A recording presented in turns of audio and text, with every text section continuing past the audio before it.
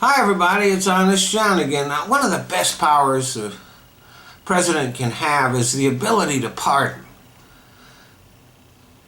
If an injustice occurs, he can correct it. He can make a political statement by pardoning certain individuals convicted of certain crimes. And of course, as all presidents do, he can help out friends that get in trouble. This is an abuse of the power, but just about every president has used it that way. If I were president, I'd be pardoning lots of people. Everybody in prison on marijuana charges would be sent home. And of course, there's always people who you just look at their cases and you can tell they got railroaded, or that the prosecutors and judges were just piling on some poor guy who couldn't afford a good lawyer, things like that. I'd be looking at cases like that and be issuing pardons left and right. And it would be my goal to be the king of pardons, to go down in the Guinness Book as the guy who issued the most. And in order to do that, I'd have to beat out Franklin Delano Roosevelt, who pardoned 3,687 people. And there have been other presidents who've been pretty generous with their powers. Grover Cleveland, 1,107. Woodrow Wilson, 2,480. Calvin Coolidge, 1,545. Harry Truman, 2,044. Eisenhower, 1,157. In his short stay as president, John Kennedy pardoned 575 people.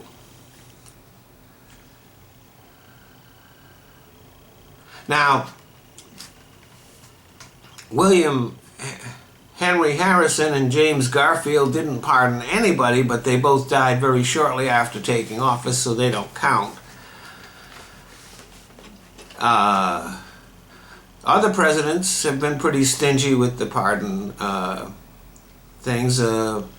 George Washington, only 16. John Adams, only 21.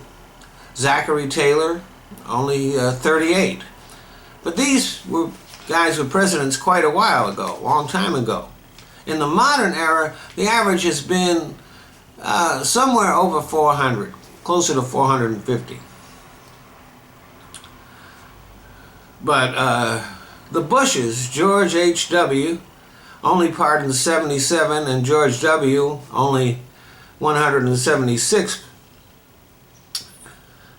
They were pretty stingy. So it's disappointing that Barack Obama has only issued 39 pardons. Now, one reason for that is the guy who was in charge of pardons and commutations, Ronald Rogers. He's a holdover from the Bush administration and a former drug prosecutor. So he's probably not setting up that many cases. But even so, Obama has been rejecting pardons at a rate of 50 to 1.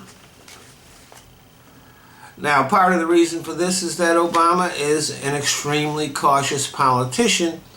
He's thin-skinned, maybe even a little bit timid, and doesn't want to set himself up for accusations of being soft on crime, which you know the right would hurl at him.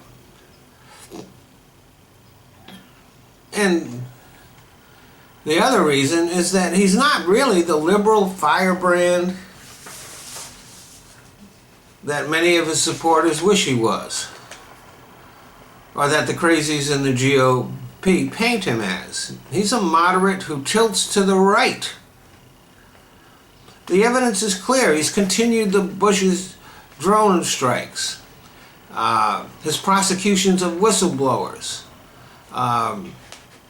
the NDAA, the NSA surveillance program, having Rahm Emanuel as his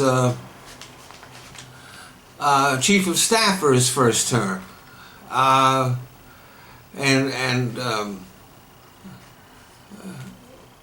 Larry Summers and Timothy Geithner, his friendship with those guys and how much influence they had in his administration. He even offered the GOP damaging and unnecessary cuts to Social Security. And even the Affordable Care Act, which is so despised by the Tea Party, is a conservative idea that originated at the Heritage Foundation and in the Republican Party. And I think this is why most Americans don't really pay much attention when the GOP scream about how radical and how much of a lefty he is. It simply demonstrates their blind racism and how far they've moved to the right. The Tea Parties, they're not conservatives, they're fascists. Now, all that being said, I think I need to have a talk with President Obama here. Mr. President, you need to grow a pair of balls. The power to issue pardons is not some incidental thing that the president shouldn't pay attention to. It's a wonderful power to have, and you need to make use of it. Once you're out of the presidency, that power is gone. And you might have some regrets that you failed to correct some injustices there.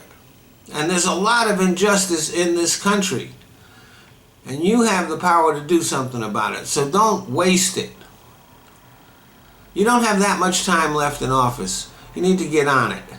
39 pardons in almost 5 years. You should be ashamed. Stop worrying about what the people who hate you are going to say. It doesn't matter what you do, they're going to hate you anyway. So first, get rid of this Ronald Rogers guy. Get your own guy in there. Then get out your pen and start signing pardons and commutations and demonstrate the humanity we thought you had when we elected you. Be the change you've been waiting for. If you don't, you'll be a failure. If you do, you'll be a better president and a better man. Thanks for listening.